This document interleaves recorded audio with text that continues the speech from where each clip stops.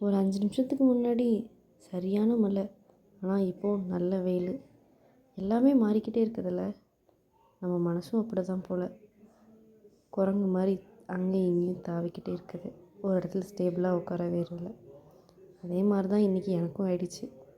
சுத்தமாக என்னால் உட்காந்து அப்படியே படிக்கவே முடியல.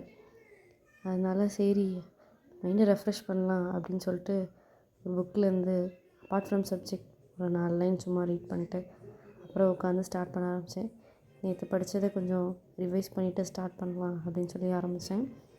அப்புறம் இந்த 25 பார்ட்ஸையும் தனியாக எழுதி பார்த்துட்டு கொஞ்சம் கொஞ்சமாக அதை பற்றி படிக்க ஆரம்பித்தேன்.